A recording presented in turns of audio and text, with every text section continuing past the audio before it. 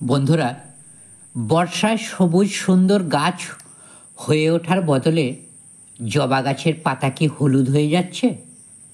গাছে ফুল আসছে না, আর গাছে ফুল এলেও ফোটার আগে হলুদ হয়ে ঝরে পড়ছে কুঁড়ি, নাকি চোখের সামনে আস্তে আস্তে মৃত্যুর দিকে চলে যাচ্ছে বাগানের প্রিয় জবা গাছটি? তাহলে আজকের এই ভিডিওটি আপনারই জন্য। পুরো ভিডিওটি কিন্তু দেখতে হবে খুব শান্ত মনে। নমস্কার, আমার সকল সুপ্রিয় বন্ধুরা, মুখার্জি গার্ডেন্সে আপনাদের সকলকেই স্বাগত। জবা গাছের ফুল সারা বছরই কম বেশি সব গাছেই পাওয়া যায়। তেমনি সারা বছর কোনো না কোনো সমস্যা জবা গাছে লেগেই থাকে, আর বর্ষার সময় সেই সমস্ত সমস্যাগুলি জটিল আকার ধারণ করে, চারিদিক থেকে ঘিরে ধরে জবা গাছগুলিকে, যার জন্য চোখের সামনে মারা যায় আমাদের বাগানের প্রিয় জবা গাছগুলি। তা যাতে আর না হয় তার জন্য প্রথমেই জেনে নিন এই বর্ষাকালে জবা গাছের পরিচর্যা কেমন হবে। এই বর্ষার সময় জবা গাছের জলের খুবই কম প্রয়োজন হয়ে থাকে, তাই জল দেওয়ার আগে মাটি পরীক্ষা করে তারপর জল দিতে হবে। বেশি জল মানেই গাছের শিকড়গুলি খারাপ হয়ে নষ্ট করে দিতে পারে, আর তখনই জবা গাছের পাতা এবং কুঁড়ি হলুদ হয়ে ঝরে পড়ে, রুট রট হবে, ফাঙ্গাস অ্যাটাক, এর ফলে জবা গাছটাই মারা যাবে। এই সময় টবের ড্রেনেজ সিস্টেম খুবই ভালো রাখতে হবে। কোনোভাবেই গাছের গোড়ায় যাতে জল না জমে যায় তা সব সময় খেয়াল রাখতে হবে। গ্রো ব্যাগ, প্লাস্টিক, পলিথিন ব্যাগে যদি গাছ থাকে অনেকগুলি ছিদ্র করে দিতে হবে সেই গাছের নিচে এবং চারিদিকে, যাতে জলটা খুব সহজেই বার হয়ে যায়। এরপরেও প্রতিদিন জবা গাছগুলিকে একবার হলো দেখে নিতে হবে মিলিবাগ, সাদামাছি, জাব পোকা, সবুজ পোকা, ল্যাদা, পিঁপড়ে, শোষক পোকা, এইসব পোকামাকড়গুলো গাছের নতুন পাতা এবং কুঁড়ি ফুল খেয়ে নেয়, গাছের গ্রোথ নষ্ট করে দেয়, গাছের পাতাগুলি কুঁকড়ে যায়, ফুল ফোটার আগেই ঝরে পড়ে যায়। মিলিবাগ আক্রমণ হলে শুটিমোল ছত্রাকের আক্রমণ ঘটে, তার ফলে আক্রান্ত গাছ মারা পড়বে। তাই প্রতি সপ্তাহে অল্টারনেটিভভাবে গাছে স্প্রে করতে হবে কীটনাশক এবং ফাঙ্গিসাইড, কারণ বর্ষাকাল মানেই গাছে নিত্য নতুন পোকামাকড়ের আক্রমণ এবং ফাঙ্গাস, ভাইরাস, ব্যাকটেরিয়ার সেরা পরিবেশ এই বর্ষাকাল। তার জন্য দুটি ছত্রাকনাশক একসঙ্গে বা আলাদাভাবেও প্রয়োগ করতে পারেন।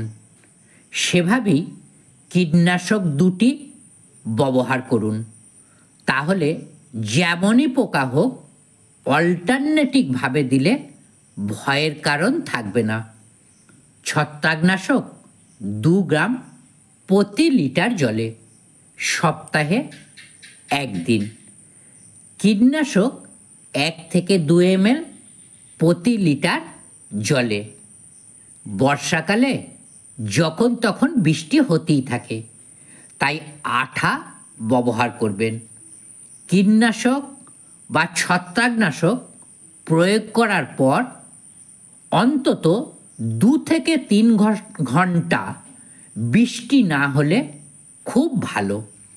যদি দেওয়ার পরই বৃষ্টি হয় তাহলে 1 দিন পর আর একবার দিতে হবে। অনেকে স্টিকারের বদলে সাবান গুঁড়ো ব্যবহার করে থাকেন। এই সাবান গুঁড়ো যেমন ভালো তেমনি ক্ষতিকর। এক গাছের পাতা ও কাণ্ডের ছিদ্রগুলি বন্ধ হয়ে সালোক সংশ্লেষণ প্রক্রিয়া ব্যাঘাত ঘটাবে, তেমনি কীটনাশকের ক্ষমতা বাড়িয়ে দেবে। তার জন্য গাছের শরীরবৃত্তীয় কাজে ব্যাঘাত ঘটবে। আয়রন এবং ম্যাগনেসিয়ামের প্রয়োজন হয় জবা গাছের। এগুলি জবা গাছের গ্রোথ এবং ব্লুমিংয়ের জন্য প্রয়োজন হয়।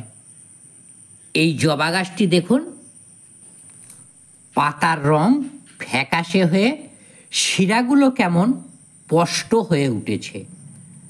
ম্যাগনেসিয়ামের অভাবে এটা হয়। এই সময় গাছে ম্যাগনেসিয়াম স্প্রে করার পাশাপাশি টবের মাটিতেও দিতে হবে। 1 চামচ 1 লিটার জলে গুলে স্প্রে করতে হবে। আর 2 থেকে 3 গ্রাম টবের মাটির উপরে ছড়িয়ে দেওয়া যাবে। 2 বার দিন, 10 দিন ছাড়া। নাইট্রোজেনের অভাবেও পাতা বিবর্ণ হতে পারে, তাই হাফ চা চামচ ইউরিয়া দিয়ে দিতে হবে টবের মাটিতে। 15 দিন পরে দেখবেন এই সমস্তগুলো দেওয়ার পর গাছ সবুজ হয়েছে, পাতার বিবর্ণতা কিন্তু থাকবে না।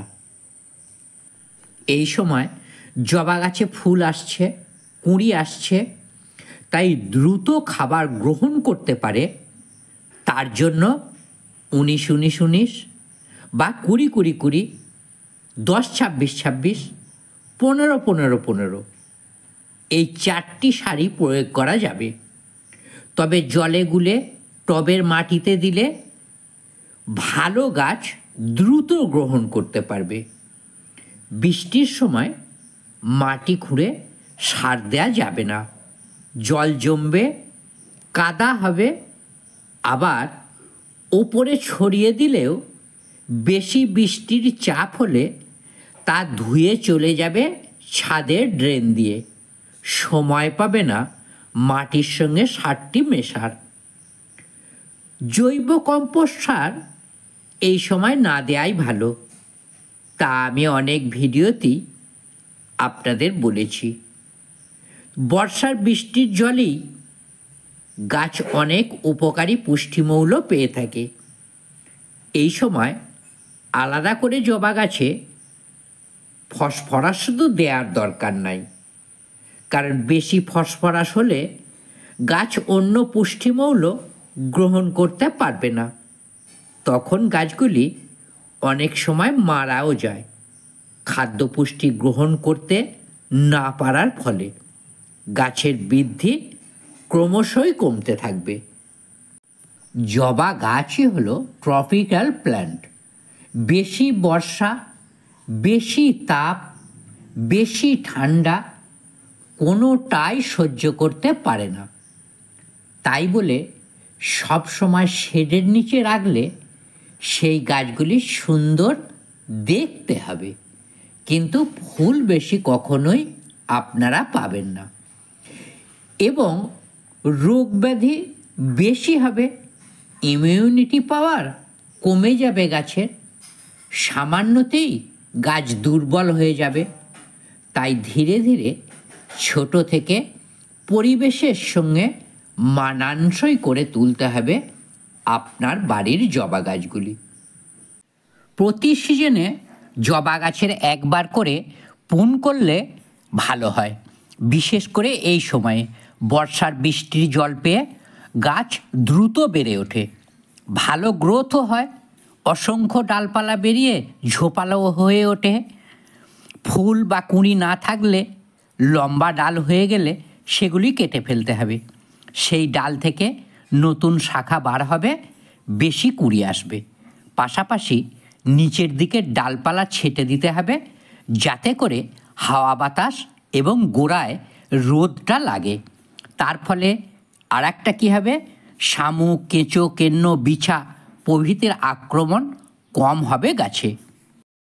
তার জন্য যে কোনো ডাস্টবান জাতীয় ইনসেকটিসাইড 10 ফোঁটা টবের মাটিতে দিয়ে দিলে 1 মাস কিন্তু নিশ্চিন্তে থাকতে পারবেন, টবের মাটিতে পোকা, কেঁচো, কেন্ন, শামুক এগুলি হবে না। বন্ধুরা, এতক্ষণ যেসব সমস্যার কথা আপনাদের বললাম এর বেশিরভাগেরই দূর করা যায় খুব সহজে। তার জন্য শুরুতেই আপনাদের মাটিটা তৈরি করে নিতে হবে। মাটি, বালি, কোকোপিস্ট, গোবর সার, ভার্মিকম্পোস্ট, কিচেন কম্পোস্ট, নিমখোল, ফাঙ্গিসাইড এগুলি মিশিয়ে মাটি তৈরি করলে গাছের গোড়ায় জল জমার সমস্যা হবে না। মাটিটা হালকা পাতলা তৈরি করতে হবে। এবার বলি বন্ধুরা, যাদের গাছ বাগানে মরতে বসেছে তারা কি করবেন? এই সময় জবা গাছ মরার প্রধান কারণ গোড়ায় জল জমে যাওয়া। এই একটি গাছ দেখুন, ডাল একটি শুকিয়ে যাচ্ছে। এটি আমারই নিজের দোষে হয়েছে। বাগানে অনেক গাছ ঠিক সময়ে লক্ষ্য না দেওয়ার ফলে এটি হয়েছে। ফাঙ্গাস লেগে গেছে, এটি জলের কারণে কিন্তু নয়। আবার দেখুন পাতাগুলি ছোট হয়ে গেছে, পিঁপড়ে ঘুরছে, মিলিবাগ লেগেছে। এসবের কারণ একটাই, গাছটি দুর্বল ছিল বলে, তাই সবাই তাকে আক্রমণ করেছে। আর এই সমস্ত কাজটাই সহজ করে দিয়েছে আমাদের বর্ষা। এই অবস্থায় গাছটিকে সুস্থ করে তুলতে হলে গাছটি নতুন টবে নতুনভাবে রিপোর্ট করতে হবে। রিপোর্ট করলে একদমই শিকড় পুন করবেন না, শুধু একটু মাটি গাছ থেকে ছাড়িয়ে গোটা মাটি এবং গাছে কপারযুক্ত ফাঙ্গিসাইড দিয়ে স্প্রে করে দিতে হবে। মাটিতেও একইভাবে দিতে হবে। তারপর মাটিটা শুকোনোর পর খুব ভালো করে শুকিয়ে গেলে নতুন টবে রিপোর্ট করে দিন। ছায়াযুক্ত জায়গায় রাখুন 5-7 দিন। তারপর গাছটি ধরে গেলে রোদে দিন। দেখবেন এই কাজটি করার পর 15 দিনের মধ্যেই গাছটি আবার নতুন রূপে আপনি ফিরে পাবেন খুব সহজভাবে। এই সময় কেন শিকড়গুলি কাটবেন না? তার কারণ গাছটি দুর্বল আছে, তাহলে কিন্তু আরও দুর্বল হয়ে পড়বে, গাছটি মারা যেতে পারে। তাই শিকড় পুন না করে গাছটিকে শুধু ফাঙ্গিসাইড দিয়ে আপনাকে রিপোর্ট করে দিতে হবে। বন্ধুরা, এই ছিল আজকের ভিডিও। ভিডিওটি ভালো লাগলে অবশ্যই একটি লাইক করবেন এবং একটি শেয়ার অবশ্যই করবেন সম্ভব হলে। আপনার একটি শেয়ার অনেক বন্ধুদের উপকারে লাগতে পারে ভিডিওটি। তাই বন্ধুরা, বিশেষভাবে অনুরোধ করি একটি শেয়ার করার জন্য। আর যে বন্ধুরা আজকে প্রথম এসেছেন মুখার্জি গার্ডেন চ্যানেলে, এই ধরনের বাগান করার জন্য নতুন নতুন টিপস পেতে চাইলে চ্যানেলটি সাবস্ক্রাইবটা করে অল নোটিফিকেশন বেলটি অন করে নেবেন। তাহলে ভিডিও আপলোড হওয়ার সঙ্গে সঙ্গে আপনার কাছে কিন্তু নোটিফিকেশন চলে যাবে। সকলে ভালো থাকুন, সুস্থ থাকুন, নতুনভাবে নতুন রূপে ভালো বাগান করুন। নমস্কার।